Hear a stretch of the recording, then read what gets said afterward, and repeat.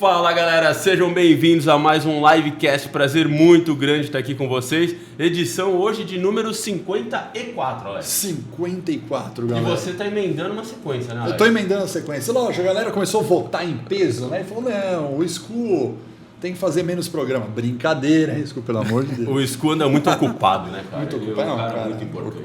ocupado. Mas estamos emendando aqui toda semana sem falhar, vamos que vamos, crescendo o número aqui. Fizemos uma edição especial no número 50, quero saber se na edição de número 100 você já está pensando em alguma coisa. Com certeza, várias coisas para Vai pensando aí, tem um ano para frente. Hoje nós temos um convidado para lá de especial, vamos tratar de um tema que é precificação. Eu sou um apaixonado por precificação. Lógico que a gente vai entrar em outros temas também, mas acho que precificação vai ser o principal mote do nosso bate-papo.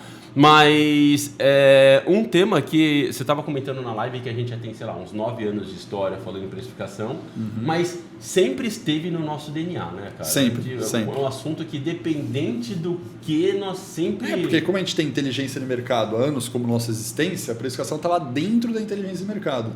E aí o que aconteceu? Como a precificação começou a ganhar uma importância tão grande em margem, a gente vai falar sobre isso, começou a ficar um assunto bem relevante dentro de M até começar a dividir e crescer a área. Mas daqui a pouco a gente comenta sobre isso. Apresentar o nosso entrevistado aqui, Ricardo Ramos, CEO da Precifica. Tudo bem, meu caro? Tudo jóia. Seja bem-vindo ao livecast. Obrigado pelo convite aí, meu. A galera que está seguindo a gente, galera do YouTube, a galera do Spotify, do Deezer, do Google Podcasts, podcasts do iTunes, que é o que eu uso aí da Apple. Um abraço. Nossa, é Spotify, né? Não, Ricardo? Ah, Spotify, cara. Você tá no Spotify? Eu uso Spotify. Eu uso YouTube, do iTunes, né? Lá, cara. Eu me acostumei já. Você quer ir viciado em Apple? Cara, usa o negócio Galera que está seguindo a gente, acompanhando a gente, um abraço muito grande para vocês. Obrigado pelos feedbacks, pelos likes, pelos comentários. Vamos crescendo a nossa comunidade, que está ficando cada vez mais bacana. E legal ver os cortes, né, cara? Que a galera vem curtindo muito. Ultimamente a galera, vejo que parece que segue a gente pelo corte, começa a seguir, aí depois fala, gosta do bate-papo. Acho que eu vou ouvir inteiro. Vou ouvir mais. Mas de verdade, muito bacana. Ricardo, conta pra gente, cara, o que é a Precifica, qual foi a sua ideia de montar esse negócio, o que vocês fazem, qual é o segmento de atuação, conta um pouco mais pra gente. Bom, a Precifica, ela atua em 3 momentos aí da chamada jornada de pricing, né, das empresas. O primeiro momento é o desafio da empresa ter acesso a dados de mercado. Preciso saber como é que está o preço do meu concorrente, né? Como é que está o frete do meu concorrente, né? No varejo. Então, o primeiro desafio eu preciso ter dados de mercado.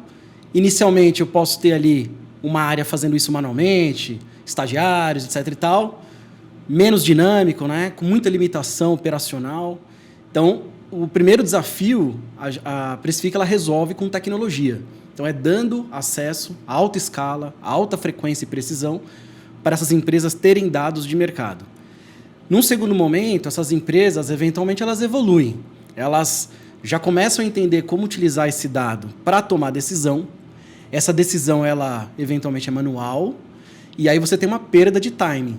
Então, o que a gente resolve neste momento é automatizar a decisão de preço, o preço dinâmico, né? Então, a gente emprega isso através de tecnologia.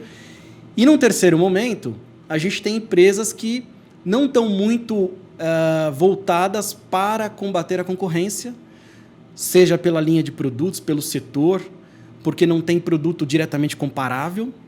Essas empresas, num terceiro momento, elas querem mais voltar ali o preço para o comportamento de consumo. E daí a gente tem uma solução voltada ali, baseada em inteligência artificial, para resolver este problema de preço no mercado, né? E aí, falando um pouquinho de quem a gente atende, né? A gente atende hoje...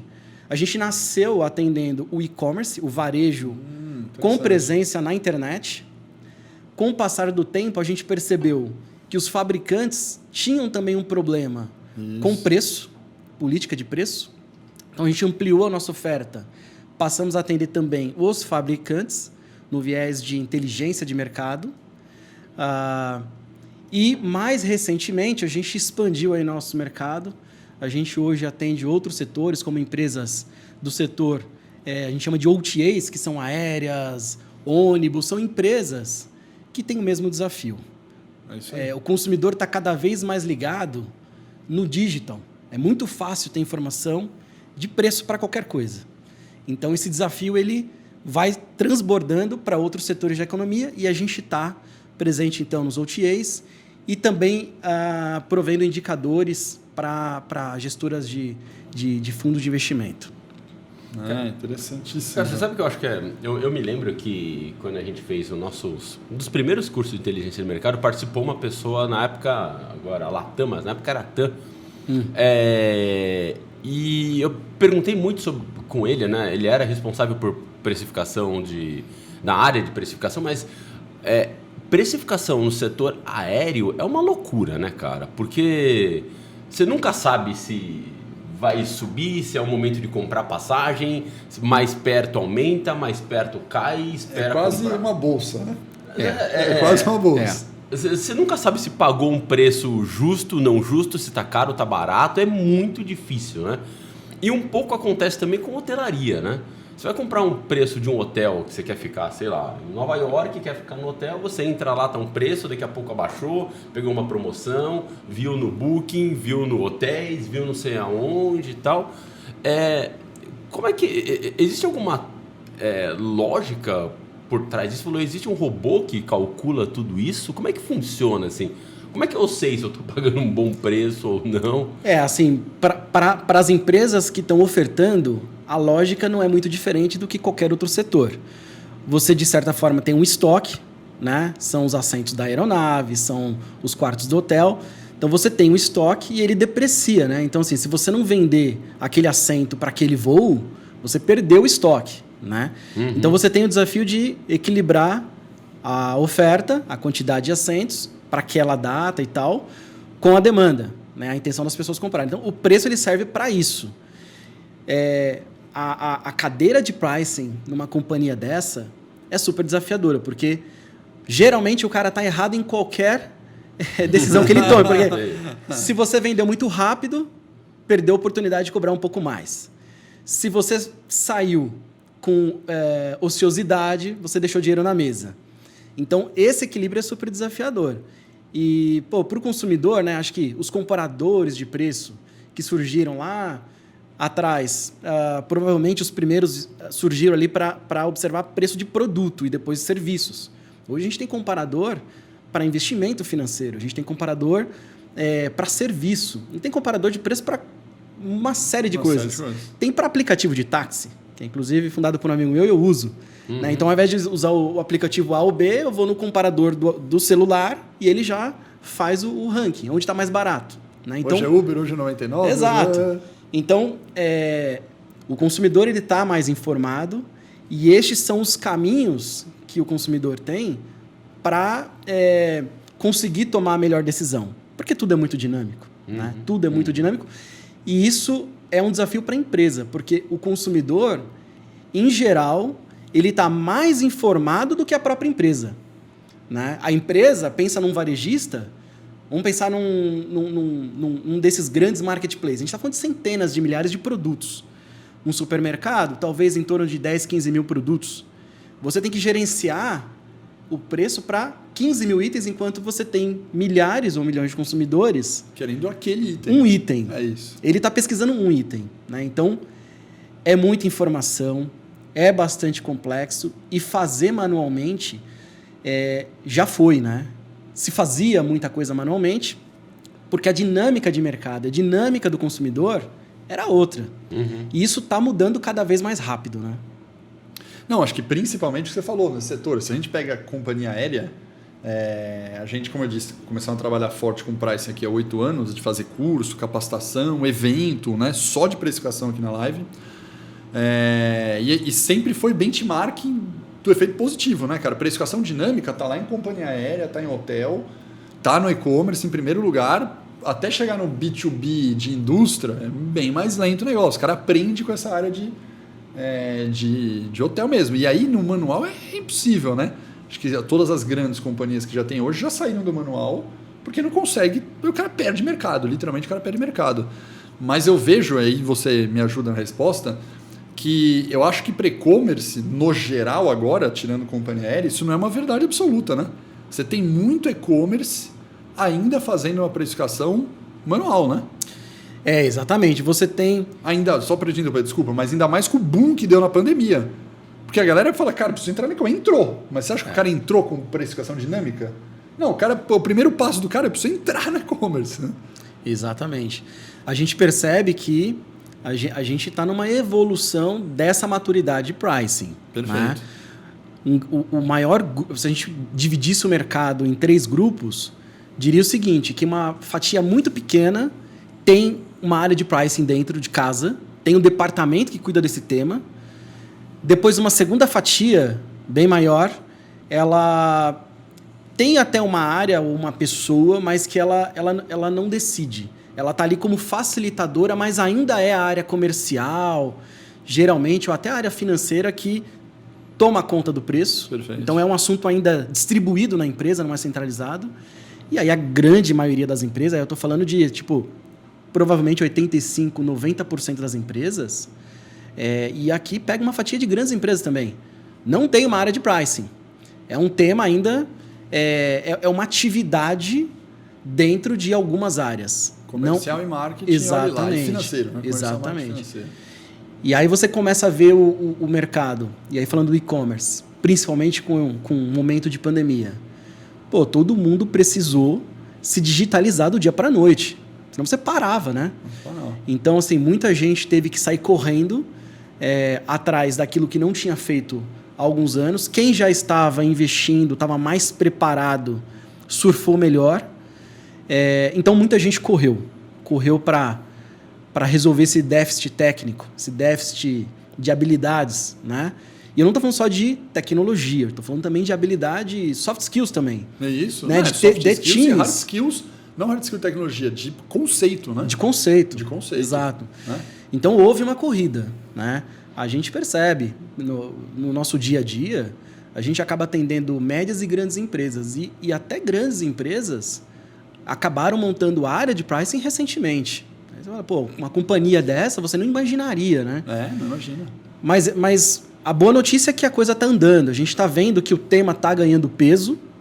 E à medida que ele vai ganhando peso, essas áreas vão mostrando resultado para essas empresas. Essa é o copo meio cheio. É né? isso. Eu acho que você pegou um negócio que eu venho falando há muito tempo e muito evento que a gente faz. Eu acho que a grande sacada da área de inteligência de mercado e pricing é que eu claramente consegui identificar, falei isso em muita palestra, apesar de não ter uma estatística grande no Brasil, que há migração de headcount de pessoas de inteligência de mercado para serem exclusivas de pricing. E esse movimento vem acontecendo nos últimos 5 anos de maneira bem forte, assim, sabe? Então, vou dar um exemplo bem genérico. A área grande de inteligência de mercado de uma empresa, a gente tem estudo de longa data, a média Brasil é na casa de 3 pessoas. Eu estou falando de médias e grandes empresas, tá? Nem estou falando pequena. 3 pessoas numa área de M. Empresa que tem muita gente numa área de M tem 20 pessoas, bem fora da curva, 5%. E tem muita gente que tem na casa de 5, 6, 7 pessoas, headcounts, trabalhando na área de inteligência de mercado. Que a gente vê, se o cara tinha, vamos dar um exemplo, de 5 pessoas na inteligência de mercado, o movimento é que um cara começou a trabalhar só com o pricing da área, aí foi o segundo e hoje, cara, tá o segundo para terceiro, tem 2 caras em M e 3 em pricing, sabe? E aí a grande pergunta que eu fiz e comecei a analisar esse movimento foi, por quê, né? Cara, a inteligência de mercado não é importante? Por que o cara começou a fazer só atividade de pricing dentro e de repente ganhou um nome separado de pricing? E eu tenho essa resposta, muito convicta, sabe qual é? Qual é a Você resposta? falou, é dinheiro na mesa, é a margem. Simplesmente, quando você faz muito estudo de inteligência de mercado, pelo amor de Deus, a gente tem MBA em inteligência de mercado aqui, fórum, é super importante. Mas há uma grande diferença de você fazer um estudo de concorrência, eu sempre gosto de dar isso de exemplo. Fiz um estudo de concorrência. Legal, o que mexeu no teu dinheiro em 2 meses? O que você acha que mexeu? É difícil. Cara, o cara fala, puxa, olha, de repente tem uma ideia de um produto novo. Nossa, ele tá fazendo isso. Comercial, fica atento, porque o cara... Cara, fiz estudo de concorrência, é nice to know que a gente chama. É legal conhecer a concorrência. Mas não mexeu no bottom line da empresa. Agora, quando você focou o cara no pricing, em 1 mês, 2 meses, a empresa aumentou o dinheiro. Ou porque aumentou o faturamento e baixou o preço na medida certa, ou porque aumentou o preço, a margem aumentou. Cara, é captura de dinheiro em 1, 2 meses. Então os caras começaram a parar o seguinte, cara, por que eu vou ficar fazendo estudo de concorrência se eu posso mexer no preço? Para mexer o preço, preciso analisar a concorrência? Qual que é a resposta? Sim. Exatamente. Então você não. Mas a função é, cara, eu tenho um drive que não é soltar um estudo, eu tenho um drive que é mexer no preço que vai me dar resultado no bottom line. E por isso que houve essa migração. Porque a sacada do preço é se você investir em precificação, você ganha mais dinheiro. É isso. Exatamente. Eu acredito completamente nessa visão. A gente percebe também que, com o passar do tempo, se eu desenhasse aqui um roadmap, eu pensaria assim: lá atrás, a gente tinha uma dificuldade muito grande de ter acesso a dados de mercado, né? Muito lá atrás. Aí as tecnologias foram ajudando, a coisa de Big Data e tudo mais. E aí você tem hoje uma imensa quantidade de dados. E aí, tudo bem, você bateu a primeira meta. Pô, eu não tinha dado de mercado, agora eu tenho. E o que eu faço com isso agora? Isso. Então, a gente hoje percebe uma dificuldade muito grande de gerar resultado em cima de um ativo que você tem na mão. Né? A gente endereça um pouco disso, é um dos desafios da Precifica, desafios de inovação, é de não só entregar informação, mas construir algo que ajude o nosso cliente a tomar a decisão. Né? Eventualmente até decida por ele, que é um pouco da nossa tecnologia, que é embarcar numa tecnologia, não só dados, mas know-how. Né? Know-how, conhecimento para tomar a decisão certa na hora certa. Né? Eu sou um fã disso, tá? Pessoalmente, porque eu acho que e aí acho que tem que separar coisas importantes, né? Se a gente separar e-commerce do varejo que tem o varejo / e-commerce, se eu separar o que você falou de companhia aérea, hotéis, mas você pegar um B2B de indústria, você tem grandes diferenças nesses dois cenários, né? Exato. Até em termos do que você falou de coleta de dados. É muito mais difícil coletar um dado B2B de uma... Vou dar um exemplo para ficar tangível para a galera. Né? Imagina que você vende... para pegar um exemplo popular, você vende componente para construção de um motor de um carro. Cara, é difícil para esse cara do componente de construção que vende a peça do motor, né? Ele ter a mesma informação que tem a Chevrolet na concessionária na ponta. É outro mundo. Exato. Né? É outro mundo. Então tem uma dificuldade de coleta. Mas o que eu sou fã? Eu sou fã dessa coisa. Eu acho muito que tem uma lógica de movimento que a gente está passando para tudo, que é a tomada de decisão automatizada. E eu acho que esse nível faz uma diferença brutal no resultado. Por quê? E aí eu quero que você comente o que você tem de experiência sobre isso. Quando a gente tem um volume de dados que eu trato, olho, analiso e falo, puxa, eu acho que o preço melhor seria esse. E você recomenda um preço. Sai de uma área, você recomenda para a área comercial. Quanto disso, de fato, a área comercial vai lá e coloca lá na ponta para o cliente mesmo? Você perde muito aqui. Por que você perde? Porque o cara do comercial, se for um aumento de preço, porque você percebeu que tem uma captura de margem, o cara da área comercial vai ficar o quê? Com medo de perder a venda. Porque aumenta o preço, o cara da área comercial fala, vou perder. Então, no fundo, você tem a análise do Big Data inteiro, tem tudo, chega no comercial, o cara não pratica. Porque ele resolveu tomar uma decisão de medo, no fundo psicológico do mindset, que não quer aumentar o preço. Quando você automatiza, aí já é o melhor cenário, né? Porque a área comercial não tem escolha. Na verdade, o preço aumentou. Vamos dar um exemplo. O cara tem muitos RPs no mercado, Oracle, SAP, TOTUS, né?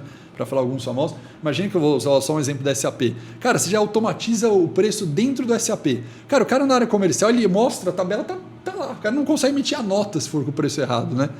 E aí o cara usa de fato.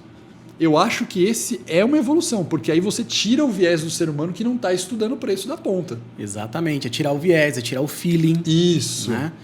Naturalmente, essas pessoas elas têm um conhecimento e é o que a gente tenta fazer, é trazer esse conhecimento para dentro de uma tecnologia. Pronto, é isso aí. Escala e Isso. ciência. É isso. Né? É isso. Tirar um pouco do feeling. Tira o isso feeling. atrapalha bastante. Porque eu acho que o contrário, na verdade, você trazer o feeling para calibrar a tecnologia é sensacional. Mas você sabe que comigo aconteceu uma experiência uma vez, Ricardo, vou te contar, cara. Isso faz acho que uns 12 anos atrás e tal. A gente trabalhava muito forte com vendas de inscrições para eventos. Então você imagina lá o nosso evento lá de inteligência de mercado, a gente tinha um evento e digamos que quando a gente estava começando, qual que era o nosso grande medo? Você imagina, você começou uma empresa agora, tá lá com seus 3 amigos numa mesa como essa, e aí você fala, bom, vamos fazer um evento? Vamos, qual que é o medo? Não ir ninguém. Não ir ninguém, porque se não for ninguém, a gente vai para casa no dia seguinte, né? Não deu ruim. Aí, a gente tava qual que era o grande medo nosso? Fazer um evento, não ir ninguém, então a gente falou, bom, já sei, vamos começar cobrando barato. Então a gente criou um negócio que tinha muito evento, ainda tem muito, que a gente criava as datas de viradas, né? De viradas de lotes. Tem desde abadá de carnaval, né? De micareta até... Super normal. Então, se você compra antes, você faz um early bird lá, né? Que é o termo em inglês lá, né? Paga antes e paga mais barato. Mas qual que era o meu grande receio? Se eu vendesse muito no primeiro early bird, meu ticket médio diminuía, né? E eu, de certa forma, eu tinha que mostrar todos os valores para ficar atrativo para as pessoas, né? Falar, ó, pague agora R$600, porque lá na frente vai custar 3 mil, né? Então as pessoas falam, bom, vou comprar por 600 agora e levei uma vantagem. Aí eu comecei a pensar assim um dia, sabe? Falei, puta cara, acho que eu vou mudar esse negócio aqui. Aí eu, na época, quando eu comecei minha carreira, era programador lá atrás, eu falei, bom, já sei, cara, vou criar um negócio que vai funcionar assim. Eu vou pegar a base histórica que eu tenho de todos os eventos.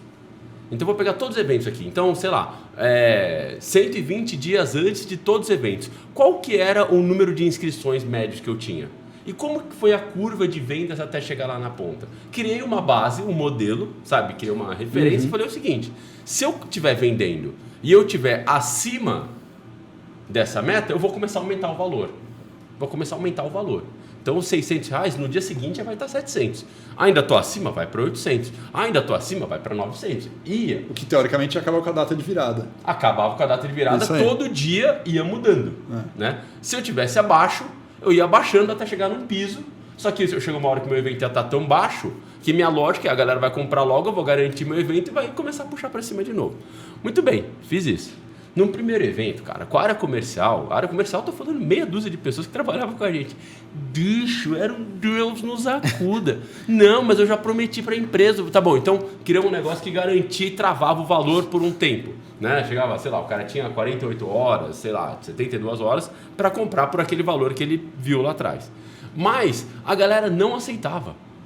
E não aceitava. Só que como a gente não tinha nem tecnologia... Cara, tô falando de 15 anos atrás. A tecnologia era, sei lá, um banco de dados que a gente rodava, uma tela em PHP que você clicava, calculava tudo lá, e um TXT e cuspia um valor novo. E a gente cadastrava na mão no sistema um valor novo. E tinha que todo dia rodar o sistema de precificação. Adivinha se a galera rodava? Não. Ninguém calculava, ninguém queria fazer e tal. Mas no primeiro evento eu fiz. Cara, eu cheguei a vender as últimas... Como estava vendendo bem e estava próximo o evento, a gente chegava a vender o último valor por, sei lá, 5, 6 mil reais numa inscrição.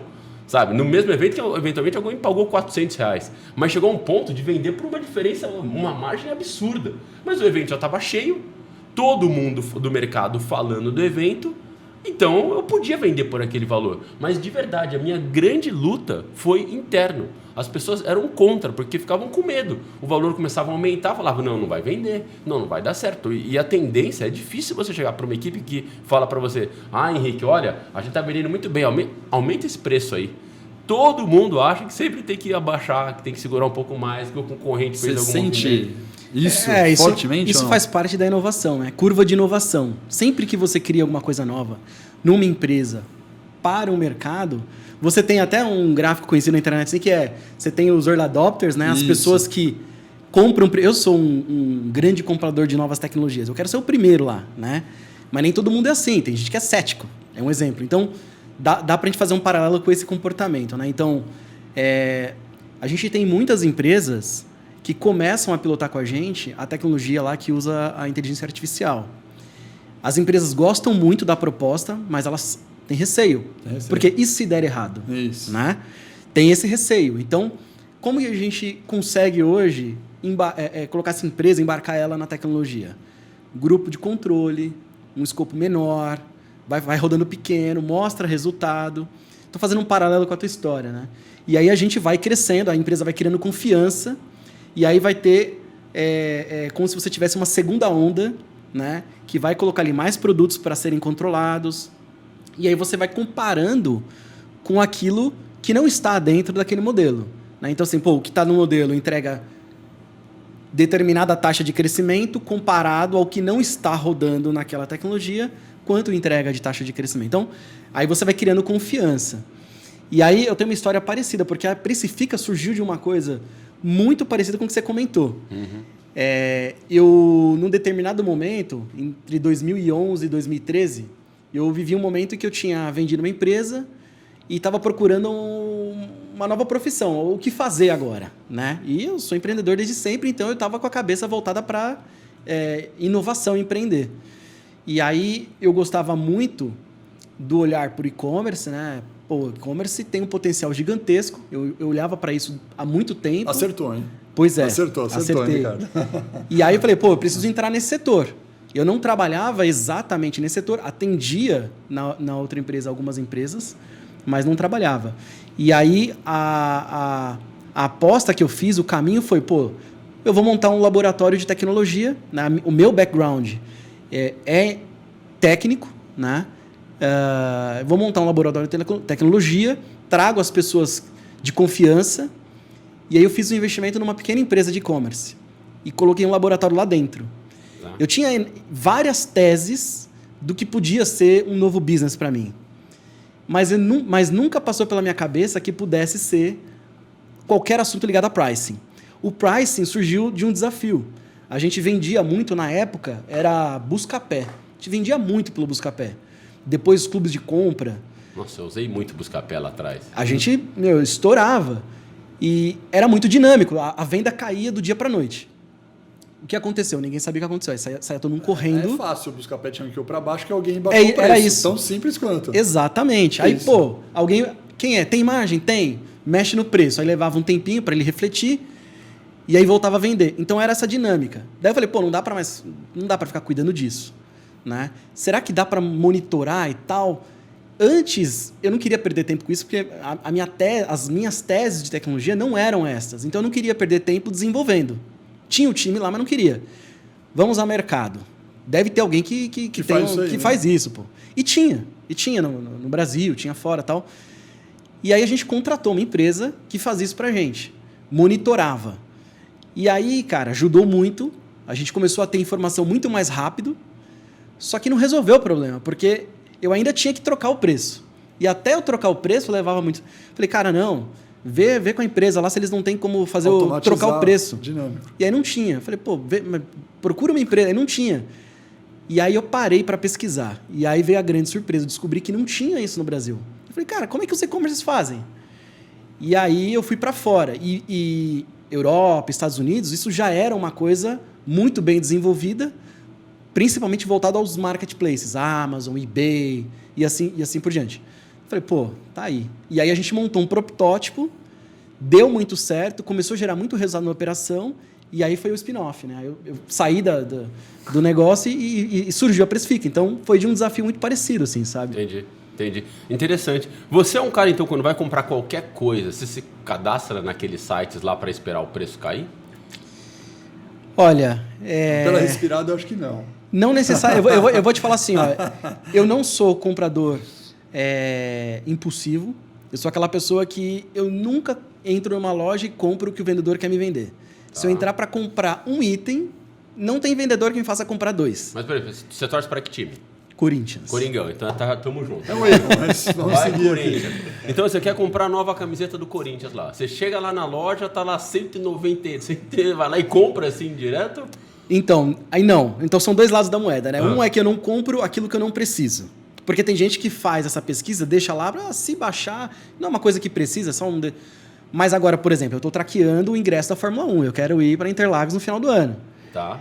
E aí eu tô lá olhando, como, né, já tá público lá o preço, e é caro pra caramba, né? Então, é uma coisa que provavelmente é mais barato eu comprar hoje, mas eu ainda não tive coragem de comprar. Tô ali acompanhando, então é uma coisa que eu tô traqueando o preço, né? Mas produtos... Mas como é que você faz o traqueamento de um ingresso de Fórmula 1? Não uso nenhum software, né? Eu tô ali, eu tenho um aplicativo, né? Eu olho sempre, então eu tô ali o tempo inteiro, todo dia, toda semana, né? Olhando, observando, né? Então eu tô meio que no intuitivo como consumidor aí, né? Cara, eu tô na outra ponta, sabe? Que eu compro bicho. Se você puder imaginar, eu compro pela internet, cara. Desde, por exemplo... Por impulso ou por necessidade? Ambos. Eu vou falar por ele, que é legal. Ele faz ambos. Ele tem caixinhas na cabeça dele, que é tipo Apple, Corinthians. São duas caixinhas que o emocional toma conta. O que tem eu compro. Bicho, cara, Apple e Corinthians, o que der pra ele vai torrar. Vai sair o iPhone. Cara, vai sair o iPhone, ele compra antes do preço que for. Cara, falar de iPhone... Aí tem outras coisas que ele pesquisa que nem louco, entendeu? Eu publiquei agora um gráfico mostrando o preço do iPhone 13, que é curioso.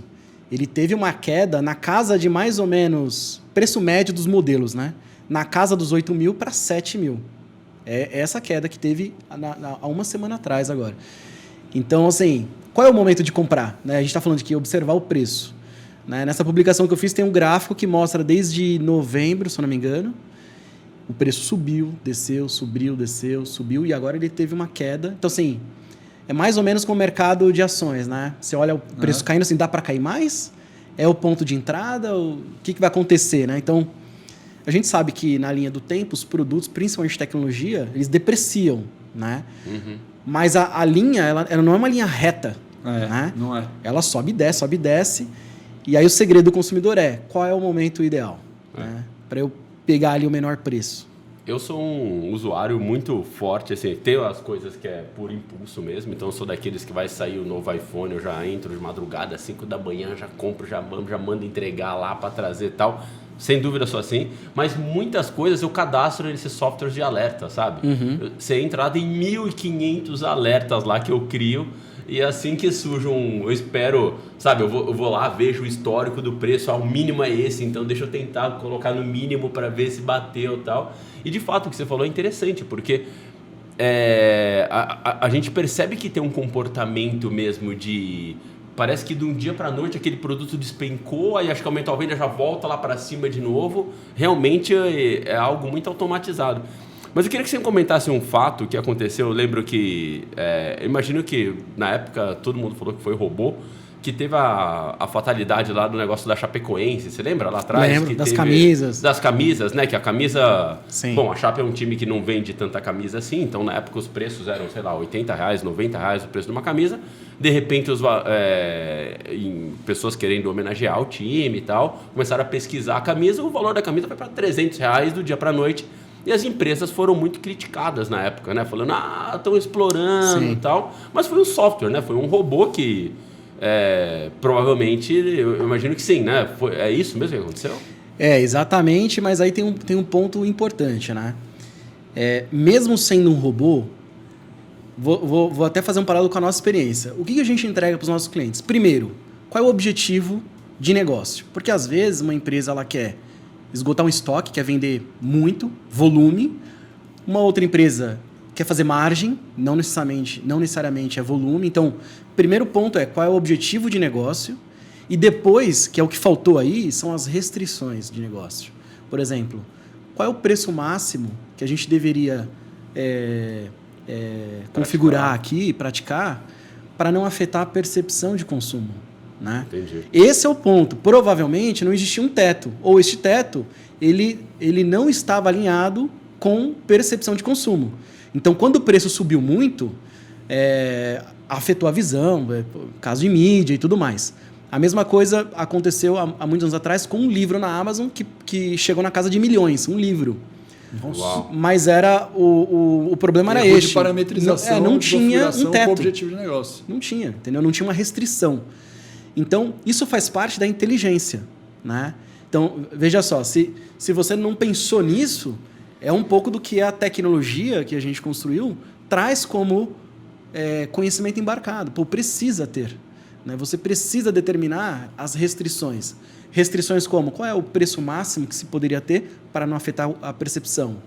Uma outra restrição é qual é o giro de estoque mínimo adequado para uma empresa? Porque vender muito é legal, mas uma pequena empresa que tem um giro muito alto, isso acaba aumentando a necessidade de capital de giro. Talvez a empresa não tenha para refazer um estoque naquela velocidade, etc. E tal. Então, restrição. Né? Eu quero vender muito dentro destes parâmetros. Né? São as nossas restrições de negócio, são muito importantes e fazem parte do know-how, do conhecimento de pricing embarcado, perfeito, seja num procedimento manual, numa planilha de Excel, seja num software que tenha inteligência artificial, know-how. Então você quer dizer que na sua ferramenta você já coloca a estratégia de precificação na hora de cadastrar um produto, na hora de cadastrar esse SKU, você coloca a estratégia lá dentro. Exatamente. Nós temos duas formas de oferecer isso para o mercado.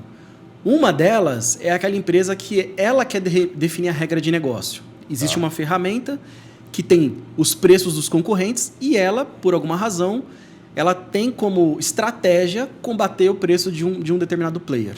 Pô, se ele abaixar, eu vou baixar até... Se ele ficar sem estoque, programa para subir o preço e assim vai. Né? Então, muito voltado para a concorrência. E aí, essa empresa, ela desenha a regra de negócio. Aí o que fazer e quando. Price your competition, né? Exatamente. Ou seja, você pega, olha o que seu competidor está fazendo e cola nele. Combater concorrência. Tá. E isso pode funcionar para alguns segmentos, para algumas linhas de produto. E uma outra oferta é um pouco inverso disso. Ao invés da empresa dizer o como, ela diz o que ela quer. Eu quero aumentar a minha margem nessa linha de produtos. Eu quero... uma grande empresa do setor de autopeças, há um tempo atrás, chamou a gente para resolver um problema de estoque. Eles tinham lá um grupo de produtos que não vendia. Estava parado e o desafio deles não era entregar margem, era desafogar aquele estoque da melhor maneira possível. Né? Então, esse é um objetivo para aquela linha, para aquele produto. Então, a gente parametriza os objetivos, onde eu quero chegar, a gente parametriza as restrições, né? Limites de preço, limites de giro de estoque, limites de margem, etc. e tal. E aí, a tecnologia ela é construída para descobrir o melhor caminho. É como se fosse roteirização de frete, né? Eu preciso entregar uma mercadoria. Qual carro eu uso e qual a rota que eu faço. Perfeito. Né? Fazendo um paralelo. Então, existem muitas formas, como você colocou no exemplo do ingresso. Existem muitas formas de você esgotar o teu estoque de ingressos para o evento. Posso vender tudo num dia só? Não, um dia é ruim. Posso vender tudo numa semana. Pô, mas seria melhor vender ao longo de toda a temporada, mas e se não vender? Então, a tecnologia ela vai utilizar dados históricos, procurar formar previsões, e nem todas as previsões, importante dizer, nem todas as previsões são assertivas. Mas o grande negócio é que a tecnologia ela tem que estar pronta para aprender com erro. E aí, com o passar do tempo, ela vai sendo mais assertiva.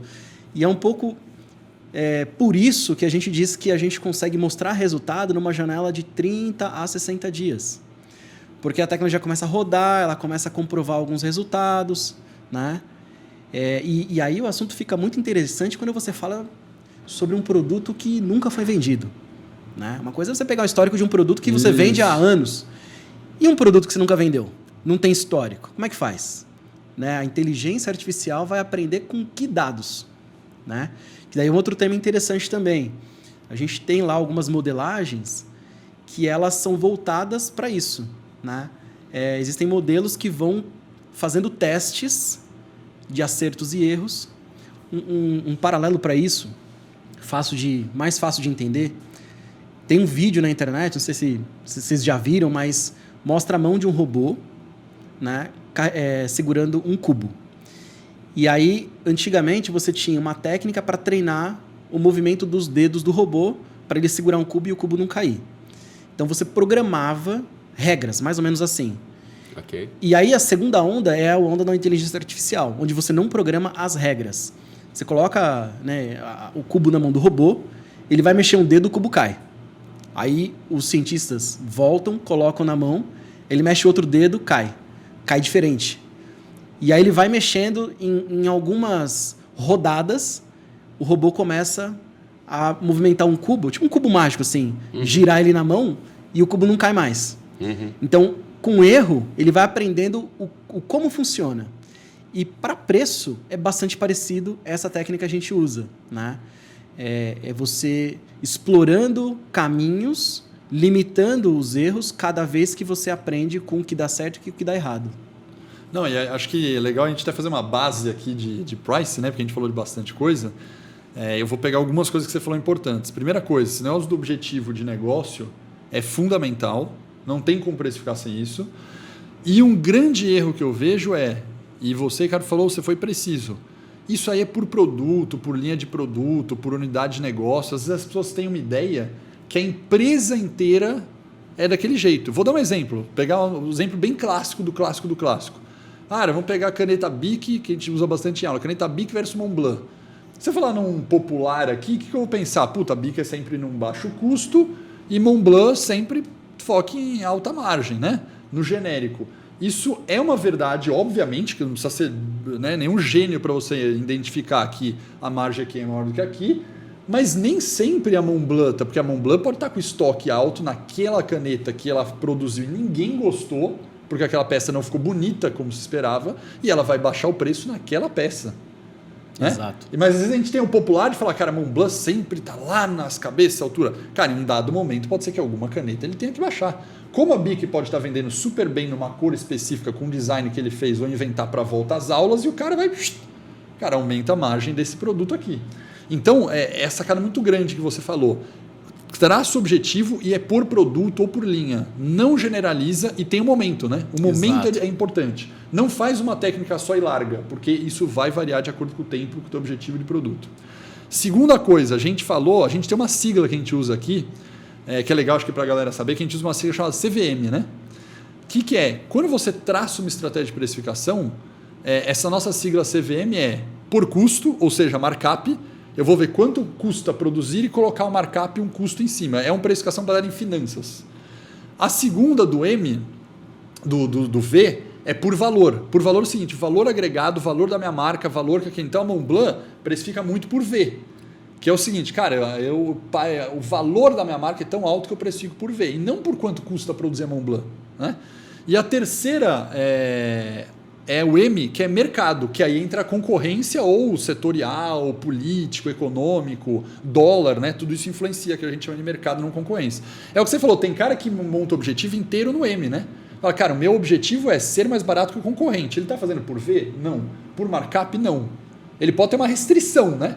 Isso é muito comum, certo? Exato, exatamente. Cara, eu vou ser por concorrência. O meu objetivo é ser 1% mais barato que a concorrência. Ele está fazendo tudo pelo M e pode colocar uma restrição de custo. Fala, cara, mas também se baixar de X reais não dá mais porque eu estou perdendo dinheiro. O problema nesse caso é que você é sempre reativo. Você sempre vai depender do concorrente aumentar ou baixar o preço para poder mexer. Pode ser, mas isso pode ser. Você quer ver um bom exemplo disso? Você pegar um supermercado, você divide a grade de produtos em 3 categorias. Você tem os produtos super sensíveis. O que é um produto super sensível e que depende de precificar olhando para a concorrência e tal? É o café, o arroz. Quem vai ao mercado, bate o olho no preço do café, do feijão, sei lá, da cesta básica, vamos dizer assim, e sabe se está 10 centavos mais caro. Então é um preço que se tem de cabeça. Então um supermercado, ele tem ali, sei lá, 200 produtos que não tem como precificar se não for olhando para mercado, para concorrencial. Pro M aqui, né?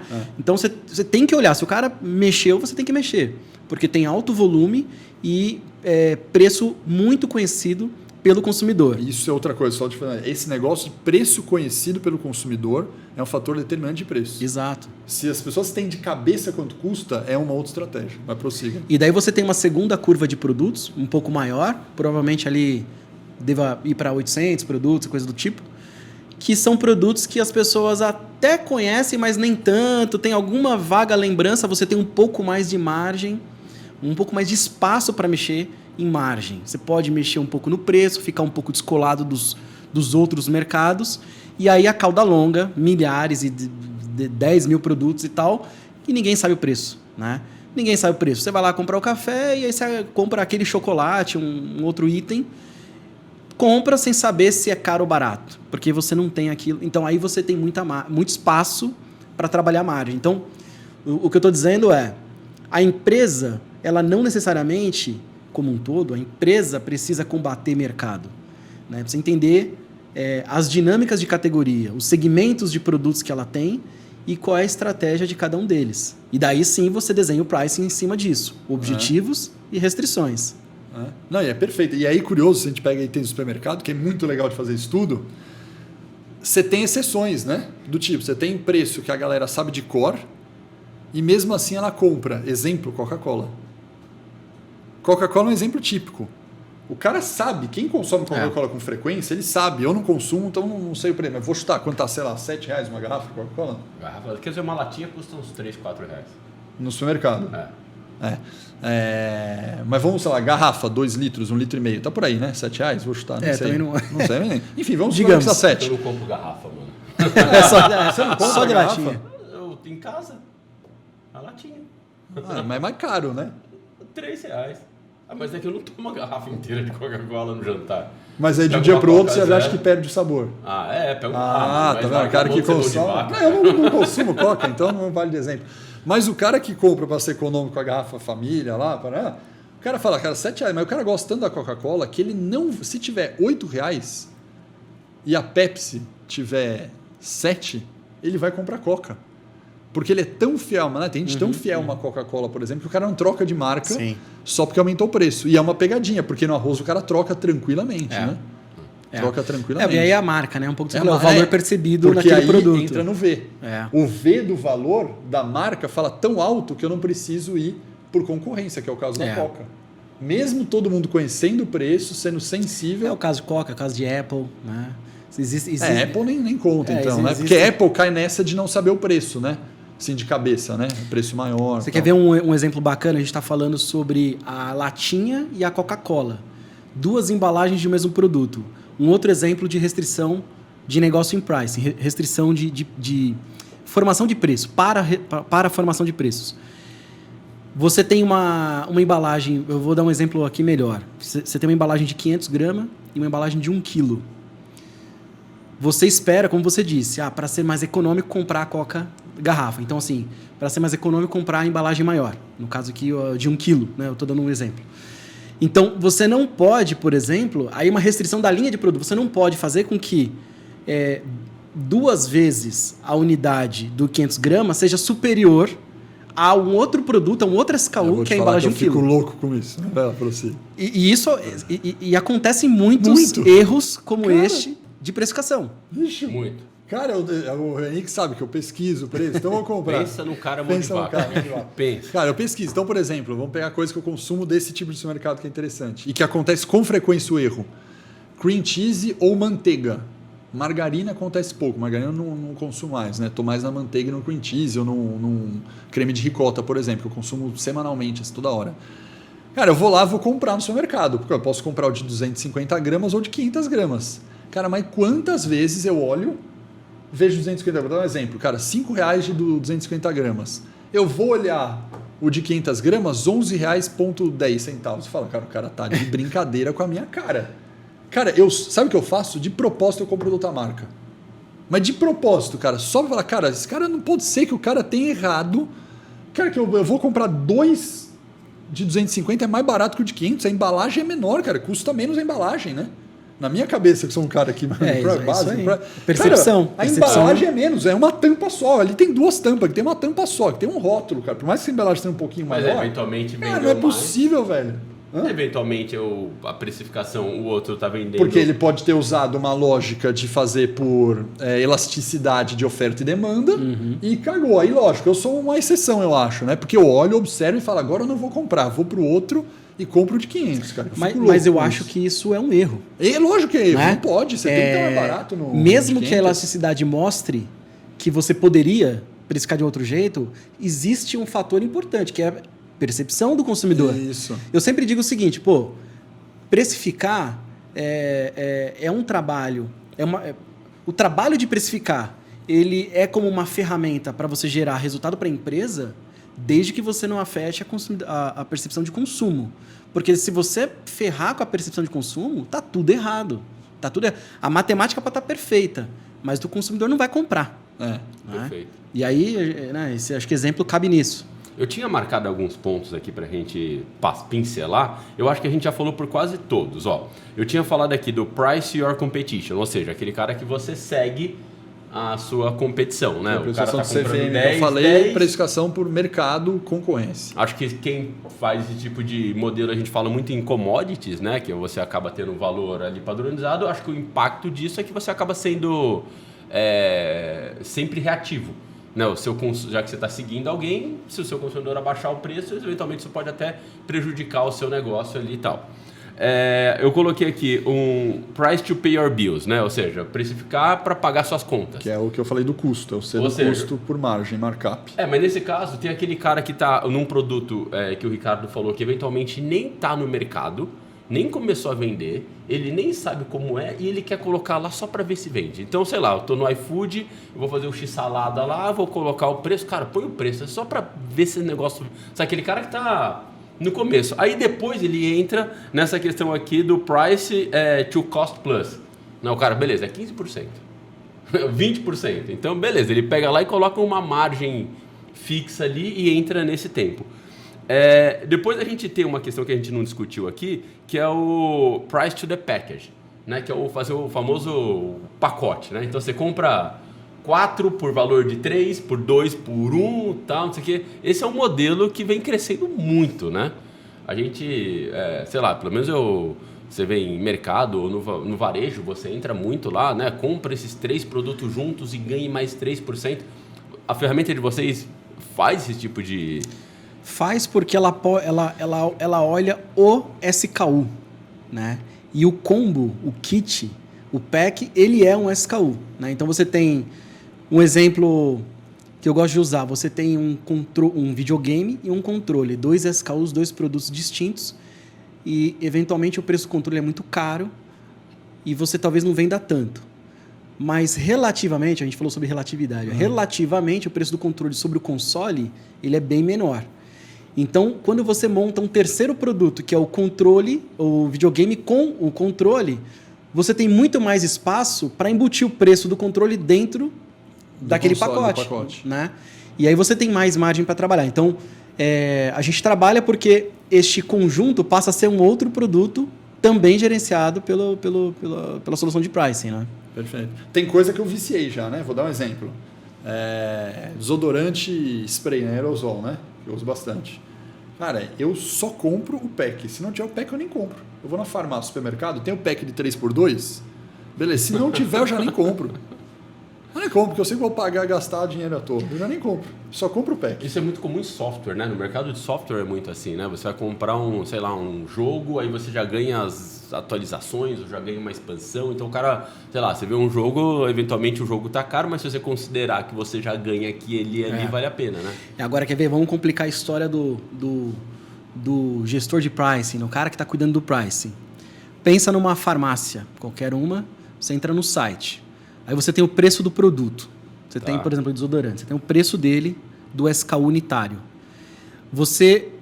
Em muitos sites, você tem assim, aproveite e leve mais e pague menos. Né? Tem uma oferta na mesma página. 4x3. E aí você tem 2 preços.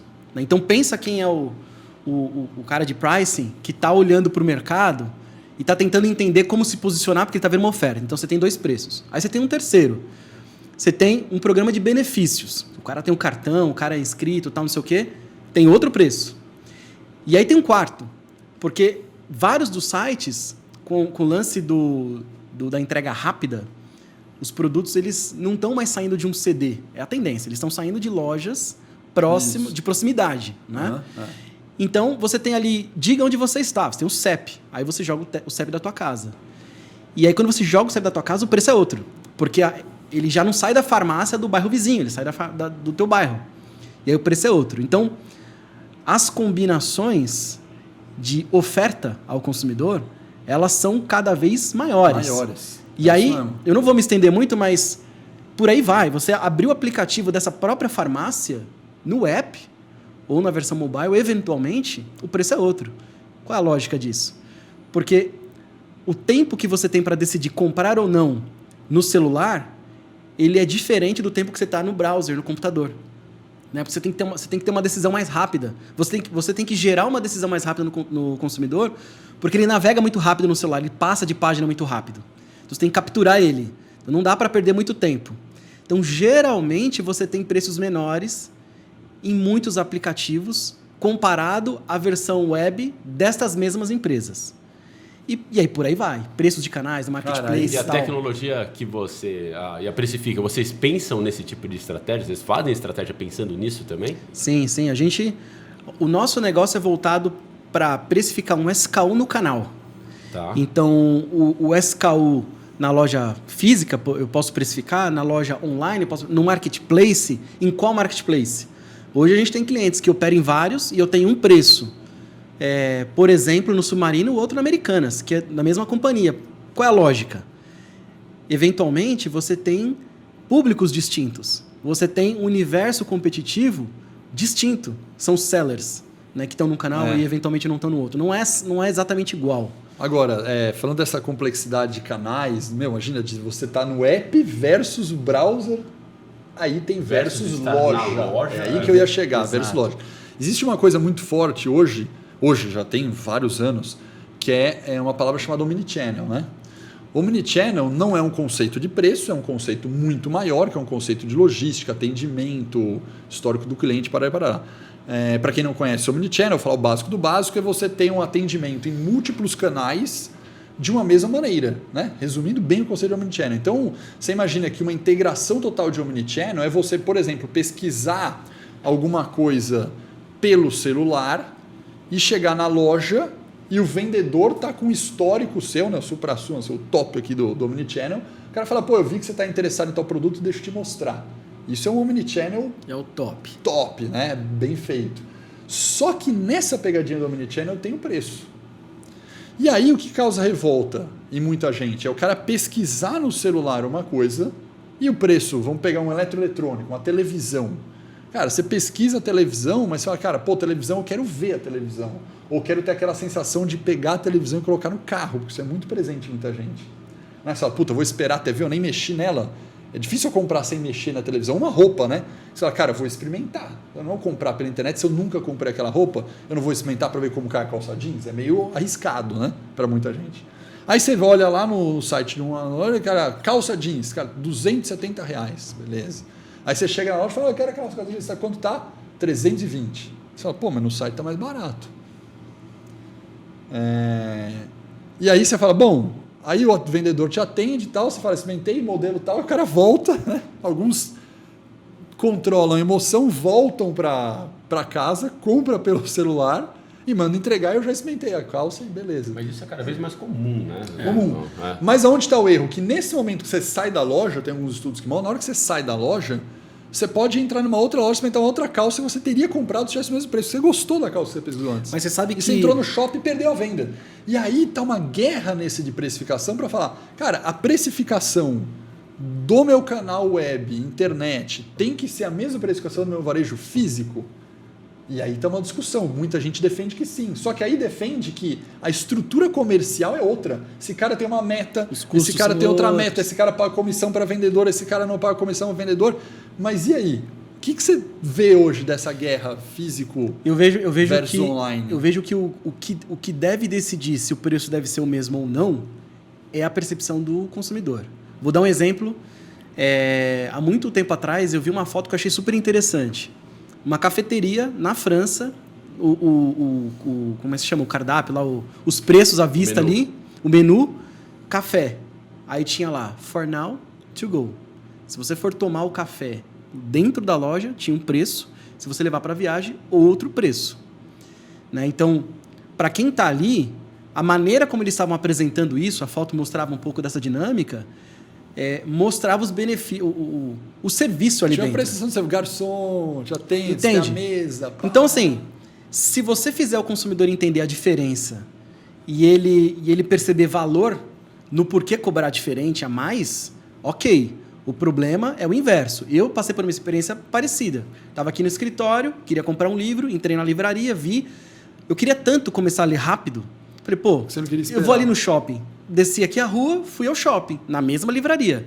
Cheguei lá, o preço era maior na livraria. E aí existem ao menos 2 grandes motivadores para o preço ser diferente. Cheguei lá, e já vou falar sobre eles. Eu cheguei lá no vendedor, falei, estou aqui com o preço no site, preço menor, dá para você corrigir aqui para mim? Aí ele quis discutir comigo. Aí virou um problema.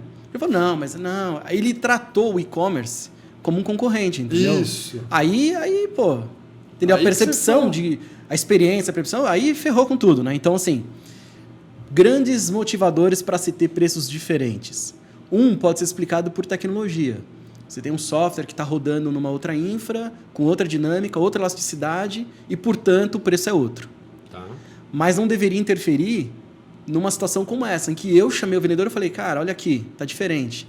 Porque muitas lojas, eu também já fui em muitas lojas, que o vendedor fala, não, tá bom, eu cubro. Isso, né? Já é uma postura nova. Pô, é assim, você pode até ter um impacto, mas a experiência, no final... É legal. É legal. Se o cara cobrir, eu acho legal. Pô, não, vem cá, tal. Aí o cara pode até dar qualquer explicação, se for... Às vezes até dá um descontinho melhor, né? Fala, não, mas resolve. Consigo tirar mais 2% aqui e tal. Agora, existe o segundo motivador, que é a política comercial, que é um pouco que isso você eu falei. falou. É. Aí o cara vai explicar que não, pô, na loja é uma estrutura de custo diferente, aqui no os vendedores shopping são eu pago comissionados. Né? Aqui no shopping eu pago Aí começa a aluguel, entrar... E aí, assim, afetou a percepção de consumo? Tá errado. Afetou. Acho que esse é o ponto. Perfeito. Se você conseguir transmitir um preço diferente e o consumidor ficar feliz, pô, show de bola, vai em frente. Cara, numa linha que você está falando, eu nunca vi isso, né? Mas uma linha legal do que você está falando sobre essa percepção seria pegar uma lógica de um livro, por exemplo, e falar o seguinte, olha, eu super entendo, é que na verdade você tem uma sacada aqui. Primeiro, você vai levar na hora. Segundo, você vai poder folhear o livro e ter certeza que você gosta. Você vai poder ter experiência e eu vou te ajudar para ver se esse é o melhor livro possível para você. Se eu pego uma calça, poderia ser, puxa, aqui você está cimentando, eu estou te dando opção de modelo, ver o que fica melhor para você, eu fazer uma recomendação. Isso aqui é um valor agregado que eu passo para você. Se você Exato. comprar via internet, vou dar um exemplo, você não consegue customizar. Aqui eu faço a barra da calça para você. Você fala, opa, né? É isso que você falou. Eu não vi isso acontecer, mas É isso aí. eu imagino que se eu fosse numa loja de roupa e pagasse mais caro, eu ia falar, mas aqui eu faço a barra para você. Você fala, pô, valeu já.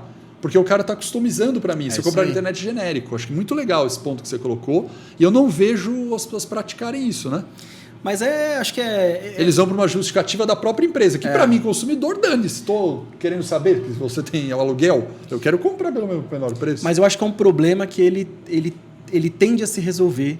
Ele tende a ir para uma coisa um pouco mais uniforme, né? As diferenças dessa de preço. lógica de omnichannel, né? De porque oficializar os quem preços manda é o canais, consumidor. Né? Sim. Né? Não tem jeito. O consumidor está informado, ele tem o poder de compra. Se você não atender ele bem, ele vai para a loja do lado. Então, no final, o ponto é se afeta o consumidor ou não. A gente tem um outro modelo de precificação que é o price to position, né? Que é uma Louis Vuitton, um exemplo, né? A Montblanc que eu falei. A Montblanc, por exemplo, ela simplesmente se posiciona como um high-end. Ela fala, ó, eu tô aqui, eu até pode ter um price to position abaixo, né?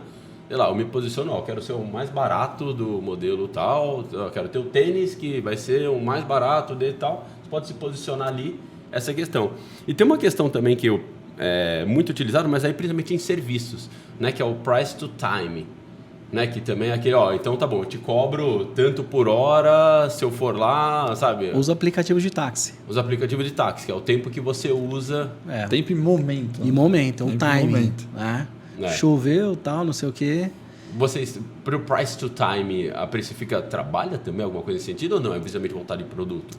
Não, a gente trabalha também, tanto na área de serviços, como mesmo na área de produtos, no conceito de price to time. Porque sazonalidade, por exemplo, ela está um pouco dentro disso. Né?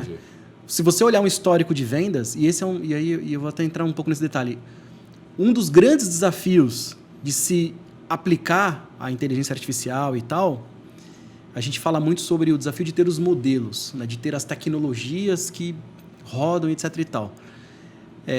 Um dos grandes desafios está no vale entre você ter o dado e você ter o modelo, a tecnologia. Porque entre essas duas coisas, você tem muito ruído no dado. Você tem erro no histórico de vendas, você tem vieses, você tem, por exemplo, sazonalidade. Às vezes você tem um preço que vendeu muito, mas num ponto específico por conta de um acidente, por conta de uma tempestade. Então, como interpretar tudo isso, né, para você conseguir precificar certo? Porque aquela elasticidade pode ser enviesada por um momento, por um evento naquele time, que não se aplica hoje. Uhum. Então, a tecnologia hoje, ela é empregada também nisso, né? É um dos pilares da solução. Constantemente avaliar o histórico de vendas, é o que a gente faz, né? Então, na prática, a gente conecta no estoque e nas vendas do nosso cliente. Pode ser no estoque e nas vendas de um canal específico, de um marketplace, de uma loja física, da loja dessa esquina, ou pode ser na companhia como um todo. Então a gente pluga nisso e a gente começa a estudar isso constantemente, né? Os modelos são treinados continuamente para aquela empresa e eles vão detectando situações, o momento certo, o preço certo, a elasticidade, né? E elasticidade é uma coisa que a gente fala bastante e muitos anos atrás, quando eu comecei a estudar isso, a teoria era linda, você pega a literatura, os gráficos são perfeitos e isso não existe, né? Então, assim, quando você pega uma massa de dados e vai modelar, você vê que a coisa não é assim. Tem muito ruído na informação e esse é um dos maiores desafios de implementação de modelos. Porque você tem que criar modelos para suavizar os dados, tem que criar modelos para corrigir os dados, para eliminar o que não... É o modelo do modelo, quase que se fosse isso assim, né? É isso aí. Se a gente vive hoje, por exemplo, quem quiser comprar, por exemplo, ar-condicionado, a gente está num preço talvez na alta. Então, mas se você quiser comprar um aquecedor, tá barato. Só que em junho agora a temperatura vai esfriar e é onde todo mundo vai sair para comprar o aquecedor e o preço vai subir. Exato. E aí uma coisa que, assim, muita gente me pergunta o seguinte: pô, Ricardo, vocês atendem várias empresas concorrentes entre si. E aí, não é uma corrida de preço para baixo? Uma pergunta comum. E aí é o seguinte, né? Nem todas as empresas têm o mesmo objetivo. Isso. E nem todas têm as mesmas restrições. É isso. Você pode ter uma empresa com o objetivo de vender muito, ganhar mercado, outra não. Você pode até ter duas empresas com o mesmo objetivo, mas com restrições diferentes, por exemplo, de estoque. Uma empresa que tá para acabar o estoque, outra que está cheia de estoque. Você pensa no estoque, às vezes você pensa, puxa, é só o estoque. Mas, na verdade, você tem coisa mais forte, estrutural, que é, por exemplo, uma capacidade produtiva. Exato. Às vezes o pessoal não para, né? Porque você pega estoque, você pensa muito no mês, vai na semana. Cara, você tem negociação com fornecedor com contratos, tem capacidade produtiva. Tem uma empresa que tem uma capacidade produtiva de 1.000. Tem empresa que tem capacidade produtiva de 10.000. Cara, se o cara tá vendendo 7.000 por mês, o cara tá com 3.000 ocioso na fábrica. Exato. Então, estoque a parte da semana, aquele cara tem uma estratégia diferente do cara que tem 1.000 e tá cheio toda semana. E aí, é estrutural, não é nem momento. Né? Voltando num ponto que você comentou, que é o valor mais alto para uma marca mais premium, né? Um desafio muito grande e crescente da indústria, dos fabricantes, que é uma das coisas que a gente hoje entrega para quem fabrica.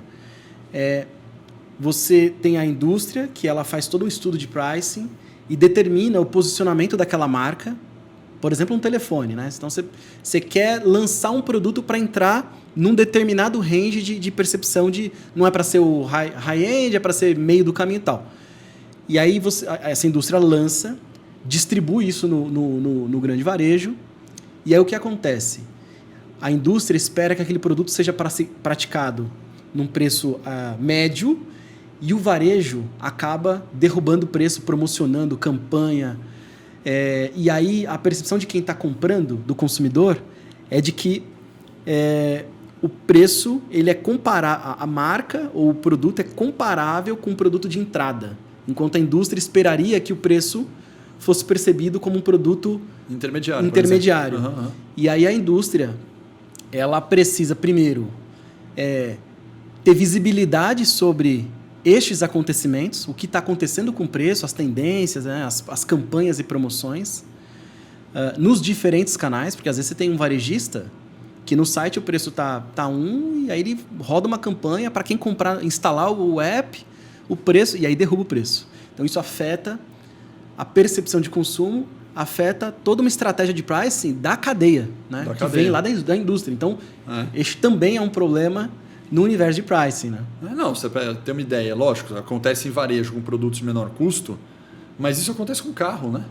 Acontece com carro. Com carro, porque carro, essa que você falou de categorização é muito clara no carro, né? Você tem o carro popular, da própria marca, né?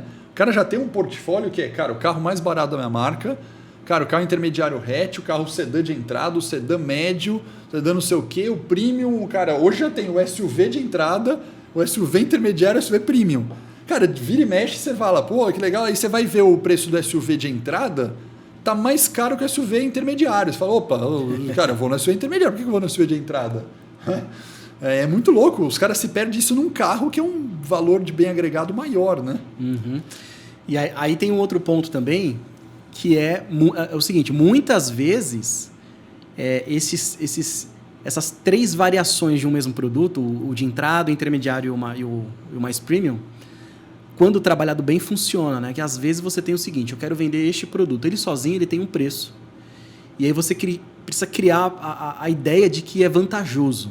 Isso eu acho sensacional. Não é? Né? E aí você faz o seguinte, né? Você coloca um produto, uma versão dele mais o curso é muito legal. mais de entrada, né? Mais simples, com um preço parecido com o intermediário e com features mais parecidas com um que é o premium, muito mais caro. A gente vê muito isso em carros, né? Então, é um jeito de você criar... Porque a estratégia de pricing é você levar o consumidor para comprar aquilo que você quer e que ele valorize, que o consumidor valoriza. E não vender acidentalmente. Você criar uma oferta de 3 variações e esperar para ver o que acontece.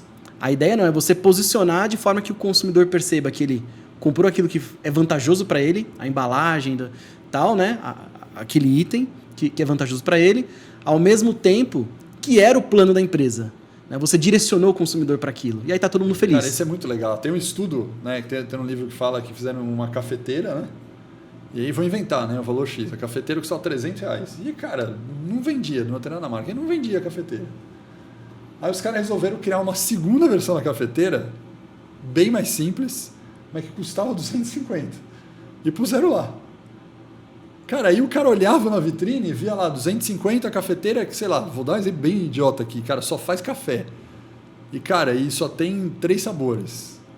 E só cabe 1 litro, só faz 2 cafés de uma vez só.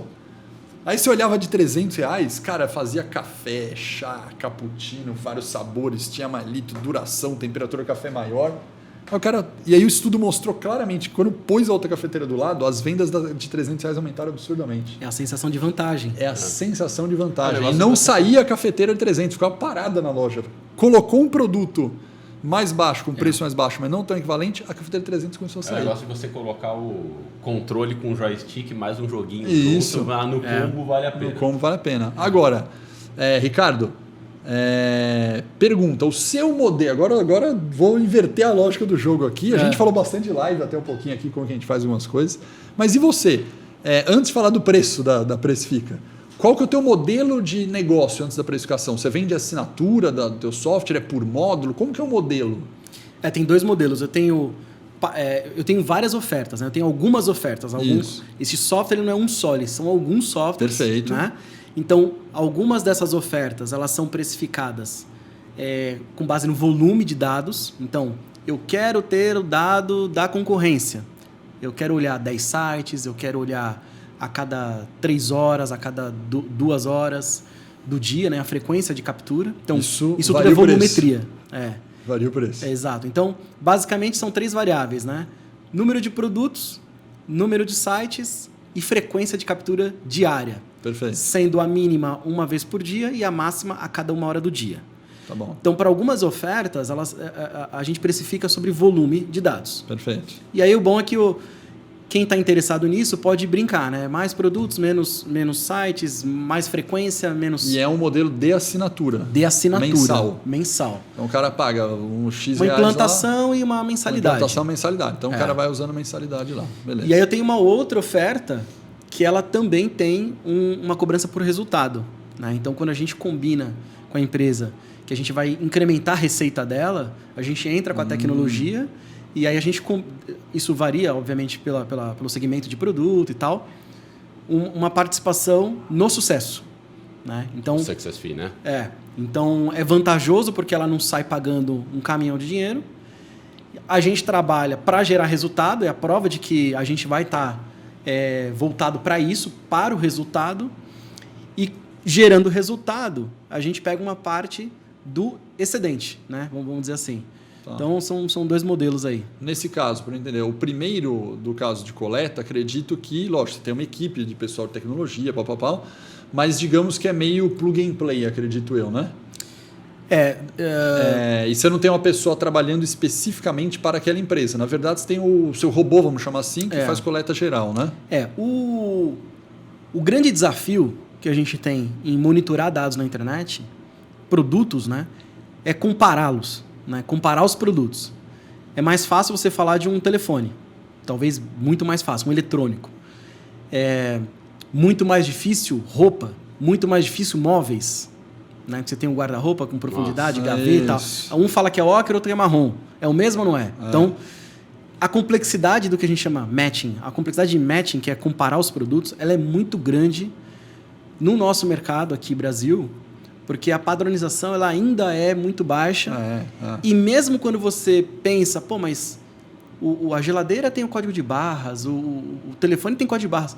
Muitas vezes o código de barras está errado. Você tem o código de barras do 110 que está no 220, que é de outro produto. O código de barras não é do produto, é do sistema de logística. Então, você tem muito falso positivo também. Né? Então, não é tão automatizado como se pensa. E aí a gente tem um híbrido. Né? A gente tem toda a tecnologia para fazer essa comparação e a gente também tem uma equipe de auditores. Perfeito. Que ou complementa o que o software não consegue fazer sozinho, ou audita e vai corrigindo, pede correção. E aí é melhoria contínua, né? Tá. No segundo caso do Success Fee, você chega a dedicar uma pessoa, chamar de um consultor aqui, para usar o nome genérico, para aquela empresa? Sim, sim. Hoje eu tenho uma cadeira de pricing que não atende uma empresa, mas atende algumas empresas. Entendi.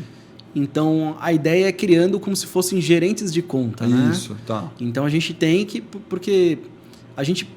É um trabalho muito minucioso. Porque aí tem as restrições, demonstrar aí tem resultado. O objetivo do negócio, o cara tem que saber entrevistar. Exato. E pricing é difícil mesmo, né? Porque, apesar de a gente estar falando de exatas, é difícil de você chegar à exatidão do pricing. E essa é uma realidade, porque às vezes você tem um preço que ele é influenciado por fatores externos. Isso faz parte. A emoção conta muito no jogo, né? Isso faz parte do... A emoção faz conta do jogo, da compra emocional, com mais emoção, menos. Então a gente tem que estar junto com o nosso cliente, entendendo qual é o objetivo dele. Né? Porque às vezes, se eu entregar mais vendas e o objetivo dele não era esse, eu estou comemorando e ele está me xingando do outro lado, entendeu? Então, alinhar objetivos. Objetivos mudam com o passar do tempo. Ir alinhando as restrições, que elas podem mudar com o passar do tempo. E apresentando resultado continuamente. A gente geralmente faz a cada 15 dias com os nossos clientes, né? Agora eu vou fazer... última pergunta, depois disso. Fazer uma pergunta trick question agora, hein? Vou te complicar. Será que eu vou te complicar agora ou não? Você tem um modelo de serviço, certo? Certo. Você usa a plataforma da Precifica na sua precificação? Em partes, Porque o modelo se adapta muito mais a varejo, B2C do que esse, né? Sim, a gente até atende algumas empresas de serviço, mas em partes a gente usa. Então, formação de preço é um negócio super importante, que é a base. Então, na nossa plataforma, a gente ajuda os nossos clientes a formar preço. Por que eu estou falando isso? Porque formar preço, custo sobre venda, imposto... Isso tudo parece ser muito simples, mas é um dos erros mais frequentes quando a gente pega numa implantação de um cliente. O cara acha que tem margem de 15, 12, e às vezes é 8, 7, porque a formação do preço está errada. Né? Então, principalmente essa parte de formação de preço, a gente usa bastante para o nosso negócio. Perfeito. Até porque no nosso negócio a gente tem muito custo em dólar, infraestrutura, servidor. Né? A gente tem parte em reais, parte em dólar, infraestrutura espalhada. Então, a gente tem uma relação com câmbio muito grande. Né? E aí, como é que a gente precifica isso no nosso dia a dia? Né? Por exemplo, em serviço, a gente hoje usa, na formação do preço, provisões. Provisão de devedor. Né? Então, como é que você traz essa dinâmica de inadimplência e devedores para dentro do preço? Então, isso precisa de um pouco de dinamismo para se formar o preço. Agora, o nosso preço não é dinâmico, ele não muda como muda no varejo. Não muda, a gente muda. Por hora. É loucura, muda por hora. Não é dinâmico a esse ponto. É isso aí. Mas a lógica de como se construir, né, a gente usa. Legal. Ricardo, a gente deu... acho que quem está acompanhando a gente aqui deve estar com a cabeça agora... explodindo aí de novas ideias, pensando no negócio deles, pensando em como é que aplica e tal. Quem quiser bater um papo contigo e quiser falar sobre o negócio dele, como é que vocês podem ajudar, como é que funciona, como é que faz?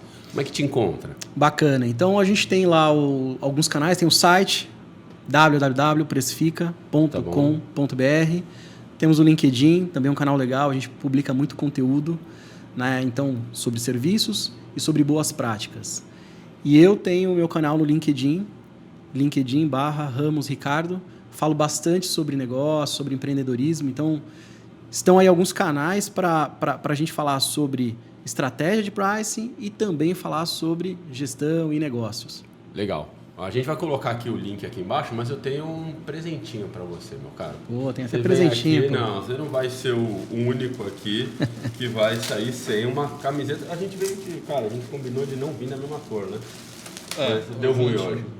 Trouxe para você aqui uma camisetinha da Live Ibramerica aqui para você se tornar um liver com a gente e também. Essa da Live Universo Ibramerica é a nossa escola de precificação junto com Inteligência no Mercado Ibramerica. Show, obrigado. Super obrigado. Valeu, Ricardo. Cara, de verdade, obrigado pela presença, obrigado pelo bate-papo. A gente, cara, o tempo voou e se deixasse...